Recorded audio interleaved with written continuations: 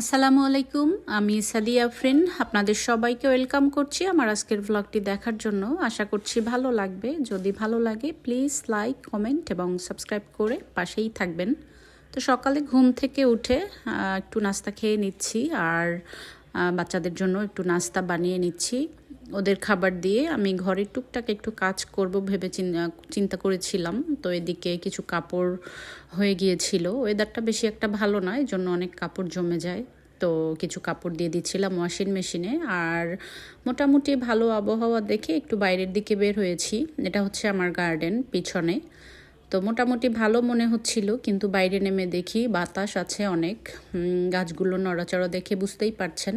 আর আমার ছোট ছেলের গাড়িটা ছিল একটু উপরে, ওটা বাতাসে রাতে হয়তো ফেলে দিয়েছে।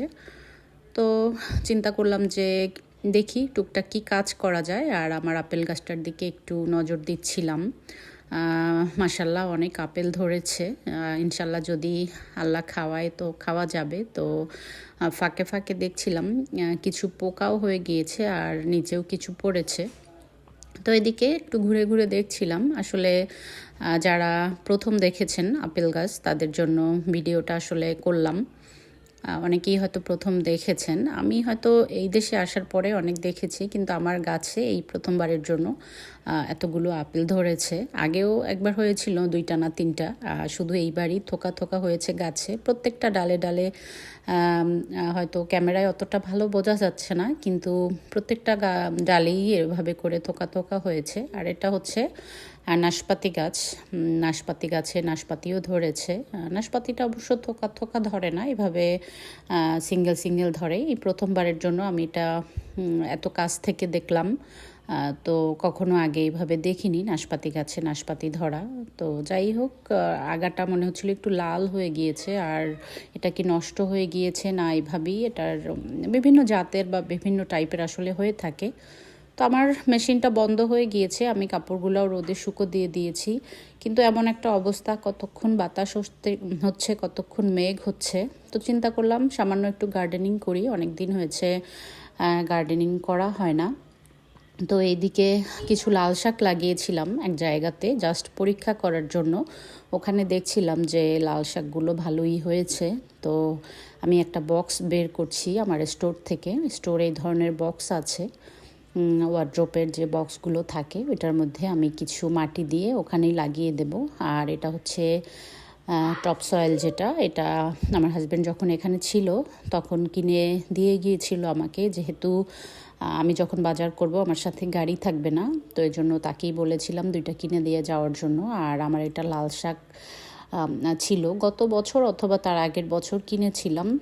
তখন আমি মাটিতে লাগিয়েছিলাম, পাখিতে খেয়ে ফেলেছে, এই জন্য আর তেমন একটা লাল শাক গজায়নি। তো এই জন্য আর রাগ করে আর এভাবেই রেখে দিয়েছি। তো এবার যেহেতু টবে লাগিয়েছি, দেখলাম যে গাছ বের হয়েছে। তো চিন্তা করলাম যে এটা 1 পাউন্ডে কিনেছিলাম। আমরা এখানে লাল শাক কিনতে গেলে এক মুঠো, ছোট একটা মুঠো 1-1.5 পাউন্ডের উপরে কিনতে হয়। তো আমি চিন্তা করলাম যে লাগিয়ে দেখি, যদি 2-3 দিনের জন্য খাওয়া যায় তাহলেও তো ভালো। তো এটার সাথে মিলিত কিছু ময়লা বা অন্য অন্য জিনিসপত্র ছিল যেগুলো আমাকে বেছে ফেলে দিতে হবে। আর আমি এখানে মাটি দিয়ে এটাকে লাগিয়ে দিচ্ছি।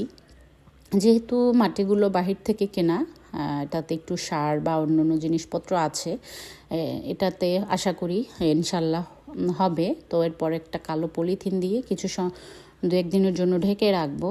কারণ হচ্ছে পাখিতে যদি টের পায় এসে খেয়ে যাবে। পাখিতে আসলে যখন আমি কোনো গাছ লাগাই এসে পাতাগুলো খেয়ে যায়, পাখিতে খায় বা অন্য কিছু কিতে খায় জানি না, কিন্তু এখানে দেখা যাচ্ছে যে লতা পাতা কত কিছু ভরে আছে, এগুলো আর খাচ্ছে না তারা, এগুলো আমার নিজেরই পরিষ্কার করতে হচ্ছে। তো আসলে আবহাওয়াটা এত খারাপ যে পরিষ্কার করতে চাইলেও ইচ্ছা করছে না। তো এই যে আমার টমেটো চারা, এটা আমি লাগিয়েছিলাম। এটা অনেকগুলো টমেটো চারা হয়েছে। একটা টমেটো দিয়েই মনে হচ্ছিল যে অনেকগুলো চারা হয়ে গিয়েছে। তো আমি এগুলো বালতিতে এরকম করে মাটি দিয়ে এরপর লাগিয়ে দেব।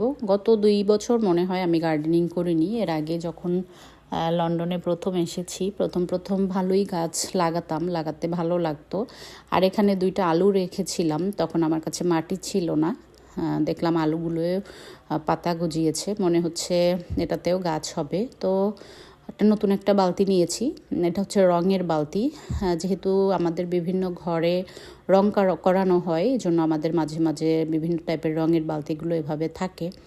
তো এটাকে একটু ফুটো করতে গিয়ে এটা ফেটে গিয়েছে, তো যাই হোক কোনো সমস্যা নেই। আর আকাশের অবস্থা দেখে তো বুঝতেই পারছেন যে কি অবস্থা শুরু হয়েছে। আমি কাপড় বাইরে দিচ্ছি, আবার ঘরে নিয়ে যাচ্ছি, মনে হচ্ছিল যে আসলে খেলাধুলা চলছে এখানে। আর এই তো এটা হচ্ছে আমার একটা স্ট্রবেরি গাছ।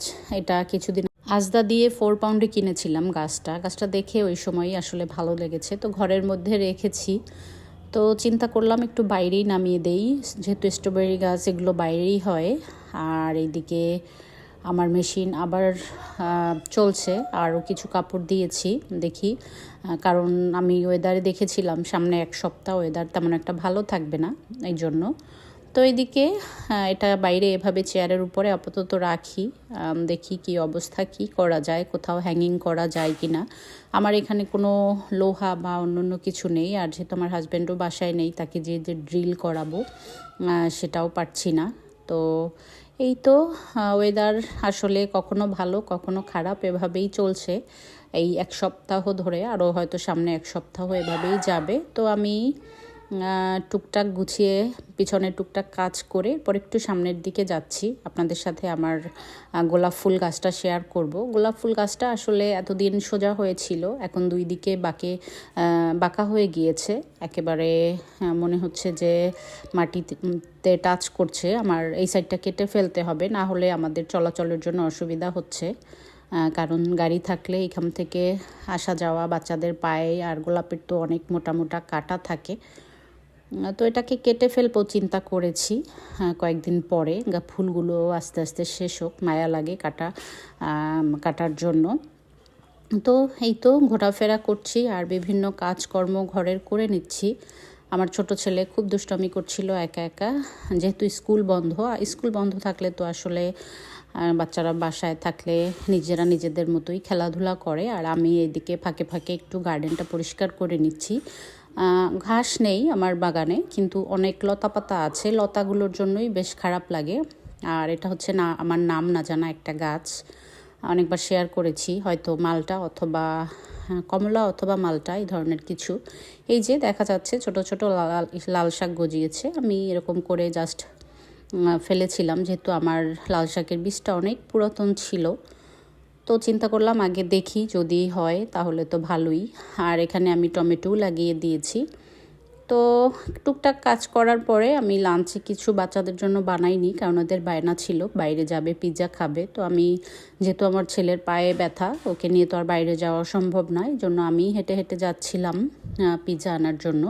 পিৎজা শপটা আমার বাসা থেকে বেশ দূরে, 15 মিনিট হাঁটতে হয়েছে, আবার 15 মিনিট এসে নিয়ে আসতে হয়েছে। আর এখানে পথের মধ্যে খুব সুন্দর সুন্দর গোলাপ ফুল দেখছিলাম বিভিন্ন কালারের, এগুলো দেখেও বেশ ভালো লাগছে। তো হলুদ, সাদার মধ্যে আবার গোলাপিও আছে। তো যাই হোক, আস্তে আস্তে ওয়েদারটা মনে হচ্ছিল যে ভালোই হচ্ছে। আর এদিকে আমি পিৎজা নিয়ে চলে এসেছি। তো আমার ছোট ছেলে আগে পছন্দ করতো না পিৎজা খাওয়া, এখন দেখি সেও পছন্দ করে। এই জন্য আসলে একই জিনিস যদি ঘরে যে কয়জন আছি সবাই যদি আসলে খায়, তাহলে আমার সব দিক থেকেই সুবিধা, নতুন কিছু আর বানাতে হয় না। তো যাই হোক, 2টা নিয়ে এসেছি বাচ্চাদের জন্য, দেখি।